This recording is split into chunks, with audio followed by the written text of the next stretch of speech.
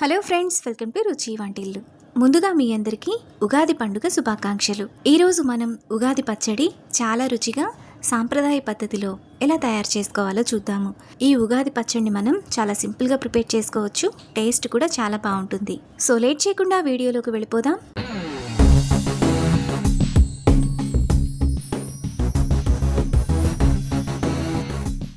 ఉగాది పచ్చడి చేసుకోవడానికి ఒక చిన్న మామిడికాయను 3-4 సార్లు బాగా కడిగి పైనున్న ముచ్చుకను తీసేసి ఇక్కడ చూపిస్తున్నట్టుగా చిన్న చిన్న ముక్కలుగా కట్ చేసుకోవాలి.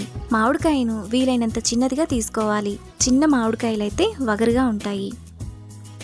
మామిడికాయ ముక్కలను ఈ విధంగా కట్ చేసుకున్న తర్వాత పక్కన పెట్టుకోవాలి. ఇప్పుడు వేప పూతను తీసుకోవాలి. వేప పూతను ఇక్కడ చూపిస్తున్నట్టుగా మొగ్గలు కాకుండా ఇలా విచ్చుకున్న పూలను తీసుకోవాలి. వీటన్నింటినీ ఈ విధంగా ఒలుచుకొని పక్కన పెట్టుకోవాలి. వేప పూతను ఈ విధంగా తీసుకున్న తర్వాత పక్కన పెట్టుకోవాలి. ఇప్పుడు ఒక బౌల్ తీసుకొని అందులో 10 నిమిషాల పాటు నానబెట్టుకున్న పెద్ద నిమ్మకాయ సైజంత చింతపండును రసం తీసుకొని వేసుకోవాలి. మీకు ఉగాది పచ్చడి చిక్కగా కావాలనుకుంటే నీళ్లను కొంచెం తగ్గించుకొని పోసుకోవచ్చు. ఇప్పుడు 1/2 గ్లాసు నీళ్లను పోసుకోవాలి. తరువాత ముందుగా మనం కట్ చేసుకున్న మామిడికాయ ముక్కలు, వేప పూత, ఒక చిన్న కప్పు తరిగిన బెల్లం, చిటికెడు ఉప్పు, చిటికెడు కారం వేసుకొని కలుపుకోవాలి. బెల్లం అంతా కరిగేంత వరకు కలుపుకోవాలి. మీకు తీపి ఇంకొంచెం ఎక్కువగా కావాలనుకున్నా వేసుకోవచ్చు. ఈ విధంగా కలుపుకున్న తర్వాత మనకు ఉగాది పచ్చడి రెడీ అయిపోతుంది. ఇప్పుడు ఈ ఉగాది పచ్చడిని నైవేద్యంగా సర్వ్ చేసుకుంటే ఎంతో టేస్టీగా సింపుల్గా చేసుకుని ఉగాది పచ్చడి ready. Hello friends, welcome to Ruchi Vantillu. ఈరోజు మనం మామిడికాయ పులిహోర చాలా టేస్టీగా అప్పటికప్పుడు 10 నిమిషాల్లో ఎలా తయారు చేసుకోవాలో చూద్దాము. సో లేట్ చేయకుండా వీడియోలోకి వెళ్ళిపోదాం.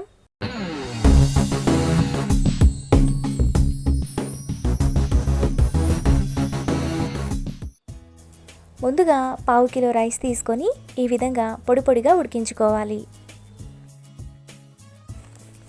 తరువాత ఒక పచ్చి పుల్లటి మామిడికాయను కడిగి పైన ఉన్న తోలును తీసేయాలి.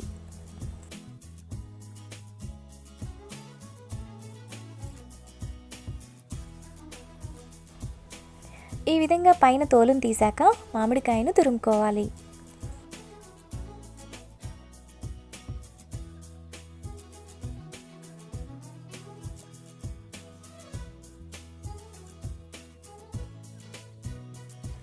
మామిడికాయను ఇలా తురిమాక పక్కన పెట్టుకోవాలి.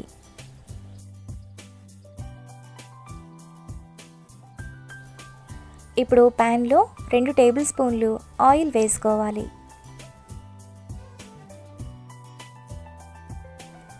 ఆయిల్ వేడయ్యాక 1 టేబుల్ స్పూన్ తాలింపు గింజలు, 1 టేబుల్ స్పూన్ పల్లీలు, 3 పొడవుగా కట్ చేసుకున్న పచ్చిమిరపకాయలు వేసుకొని ఫ్రై చేసుకోవాలి.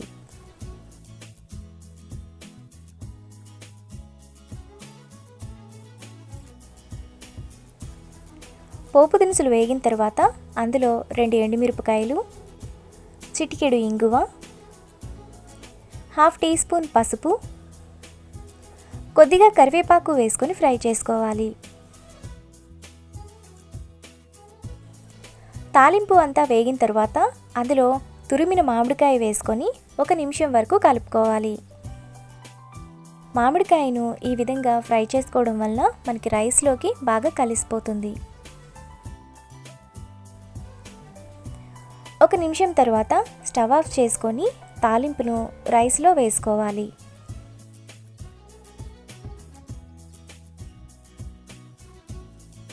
ఇప్పుడు టేస్ట్కి తగినంత ఉప్పు వేసుకొని కలుపుకోవాలి. మామిడికాయ అంతా రైస్లో కలిసేలా బాగా కలుపుకోవాలి.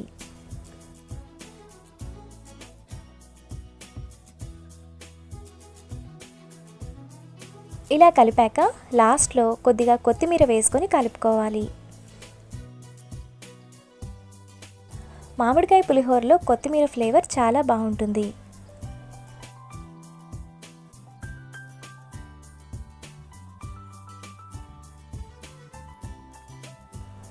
మనకు మామిడికాయ పులిహోర రెడీ అయిపోయింది.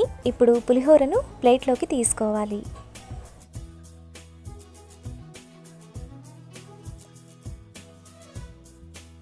అంతే. అంతే, ఇప్పుడు సర్వ్ చేసుకుంటే ఎంతో టేస్టీగా ఉండే మామిడికాయ పులిహోర ready. Hello friends, welcome to Ruchi Vantillu. ఈరోజు మనం ఉగాది స్పెషల్ బొబ్బట్లు చాలా టేస్టీగా ఎలా తయారు చేసుకోవాలో చూద్దాము. ఈ బొబ్బట్లను మనం స్వీట్ షాప్స్లో చాలా పల్చగా చేస్తారు కదా, అదే స్టైల్లో చాలా ఈజీగా ఇంట్లోనే మనం చాలా సింపుల్గా ప్రిపేర్ చేసుకోవచ్చు. టేస్ట్ కూడా చాలా బాగుంటాయి. సో లేట్ చేయకుండా వీడియోలోకి వెళ్ళిపోదాం.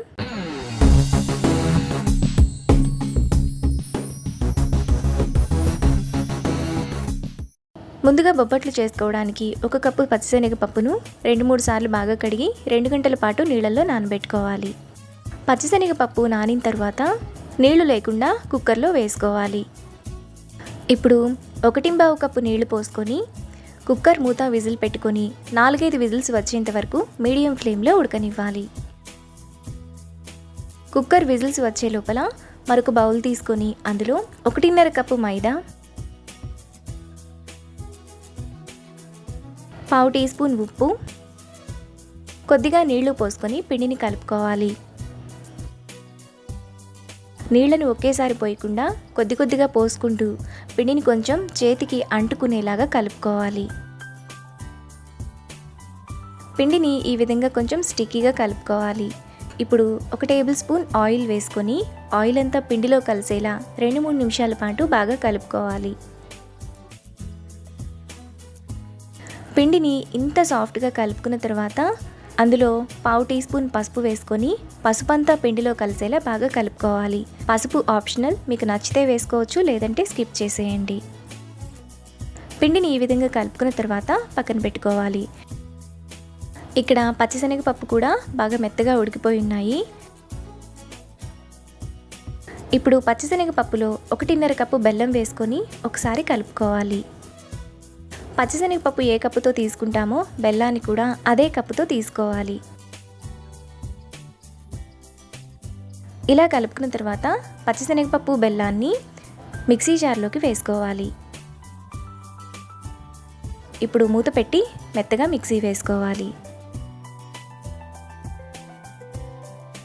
పచ్చిశనగపప్పును ఇంత మెత్తగా మిక్సీ వేసుకున్న తర్వాత ముందుగా మనం ఉడికించుకున్న కుక్కర్లో వేసుకోవాలి.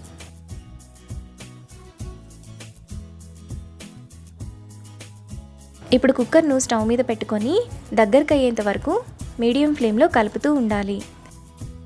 మనకి పచ్చిశనగపప్పు ఈ విధంగా బాగా దగ్గరకు అయిన తర్వాత అందులో 1/2 టీ స్పూన్ యాలకుల పొడి, 1 టేబుల్ స్పూన్ నెయ్యి వేసుకొని కలుపుకోవాలి.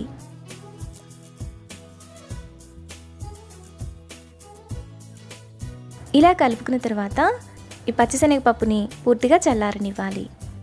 మనకి పచ్చిశనగపప్పు ఈ విధంగా చల్లారిన తర్వాత బాగా గట్టిపడుతుంది. ఇప్పుడు కొద్దిగా పచ్చిశనగపప్పును తీసుకొని చిన్న చిన్న ఉండలుగా చేసుకోవాలి. ఉండలన్నింటినీ ఈ విధంగా చేసుకున్న తర్వాత పక్కన పెట్టుకోవాలి. తరువాత ప్లాస్టిక్ కవర్ మీద కానీ కొద్దిగా ఆయిల్ రాసుకొని ఈ విధంగా స్ప్రెడ్ చేసుకోవాలి. ఇప్పుడు కొద్దిగా మైదాని తీసుకొని ఇక్కడ చూపిస్తున్నట్టు ఈ విధంగా కొంచెం పల్చగా స్ప్రెడ్ చేసుకోవాలి. ఇప్పుడు ఒక పూర్ణం ఉండను తీసుకొని మైదాలో పెట్టి ఇక్కడ చూపిస్తున్నట్టు ఈ విధంగా క్లోజ్ చేసుకోవాలి. ఎక్స్ట్రా పిండిని తీసేయాలి. ఇప్పుడు చేతికి కొంచెం ఆయిల్ రాసుకొని ఈ విధంగా ఈవెన్గా స్ప్రెడ్ చేయాలి. మనం మైదాను ఎంత సాఫ్ట్గా కలుపుకుంటే బొబ్బట్టు చేసుకోవడానికి అంత బాగా వస్తుంది. ఇప్పుడు స్టవ్ మీద ప్యాన్ పెట్టుకొని కొద్దిగా నెయ్యి వేసుకోవాలి. తరువాత ముందుగా మనం చేసుకున్న బొబ్బట్టును బటర్ పేపర్ అయితే ఈ విధంగా స్టవ్ మీద పెట్టేసి లాగేస్తే ఈజీగా వచ్చేస్తుంది. ఇప్పుడు కొద్దిగా నెయ్యి వేసుకొని 2 వైపులా కాలనివ్వాలి. బొబ్బట్టు 2 వైపులా కాలిన తర్వాత ప్లేట్లోకి తీసుకోవాలి. అన్ని బొబ్బట్లను కూడా ఇదే ప్రాసెస్లో చేసుకొని ప్లేట్లోకి తీసుకోవాలి. మనకు చాలా టేస్టీగా బొబ్బట్లు రెడీ అయిపోయాయి. ఇవి మనకి స్వీట్ షాప్స్లో ఉన్నట్టు చాలా పల్చగా ఉంటాయి. టేస్ట్ కూడా చాలా బాగుంటాయి. ఈ బొబ్బట్లు మనకు 10 రోజుల వరకు నిల్వ ఉంటాయి. అంతే, ఎంతో సింపుల్గా టేస్టీగా చేసుకునే బొబ్బట్లు ready. Hello friends, welcome to Ruchi Vantillu. ఈరోజు మనం పరమాన్నం చాలా టేస్టీగా చాలా త్వరగా కుక్కర్లో ఎలా తయారు చేసుకోవాలో చూద్దాము. పరమాన్నం ఈ విధంగా కుక్కర్లో చేసుకుంటే చాలా త్వరగా అయిపోతుంది. టేస్ట్ కూడా చాలా బాగుంటుంది. సో లేట్ చేయకుండా వీడియోలోకి వెళ్ళిపోదాం.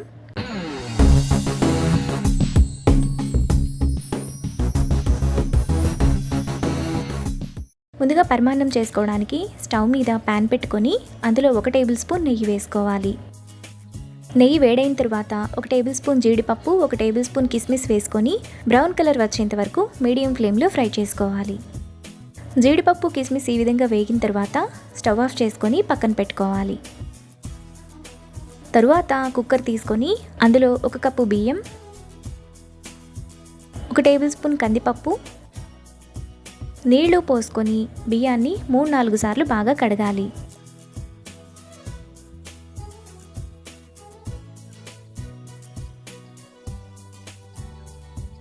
బియ్యాన్ని ఈ విధంగా కడిగిన తర్వాత అందులో 4 కప్పుల పాలు, మనం బియ్యం ఏ కప్పుతో తీసుకుంటామో అదే కప్పుతో పాలు తీసుకోవాలి.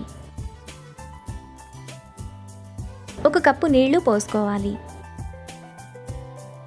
ఇప్పుడు పాలు పైకి పొంగిపోకుండా ఒక చిన్న గిన్నెను పెట్టుకోవాలి. తరువాత కుక్కర్ మూత విజిల్ పెట్టుకొని కుక్కర్ను స్టవ్ మీద పెట్టి మీడియం ఫ్లేమ్లో 3 విజిల్స్ వచ్చేంత వరకు ఉడకనివ్వాలి. మనకి కుక్కర్ విజిల్స్ వచ్చే లోపల స్టవ్ మీద మరో గిన్నె పెట్టుకొని అందులో 1.5 కప్పు బెల్లం వేసుకోవాలి. ఇప్పుడు అదే కప్పుతో 1 కప్పు నీళ్లు పోసుకొని మీడియం ఫ్లేమ్లో బెల్లం కరిగేంత వరకు కలుపుకోవాలి. బెల్లం ఈ విధంగా కరిగిన తర్వాత స్టవ్ ఆఫ్ చేసుకొని పక్కన పెట్టుకోవాలి. కుక్కర్ విజిల్స్ వచ్చి ప్రెషర్ పోయిన తర్వాత మూత తీసి గిన్నెలో వచ్చిన పాలను రైస్లో వేసేసుకొని స్టవ్ ఆన్ చేసుకొని 1 నిమిషం పాటు మీడియం ఫ్లేమ్లో కలుపుకోవాలి. మీకు ఇంకా మెత్తగా కావాలనుకుంటే మరో విజిల్ వచ్చేంత వరకు ఉంచుకోవచ్చు.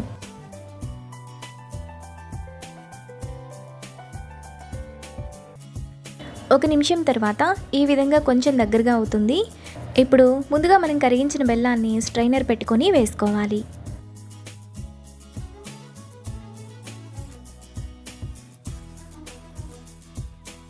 తరువాత 1/2 టీ స్పూన్ యాలకుల పొడి, ముందుగా మనం ఫ్రై చేసుకున్న జీడిపప్పు, కిస్మిస్ నెయ్యితో కలిపి వేసుకోవాలి. ఇప్పుడు సిమ్ ఫ్లేమ్లో బెల్లం అంతా బాగా కలిసేలా మరో నిమిషం పాటు కలుపుకోవాలి.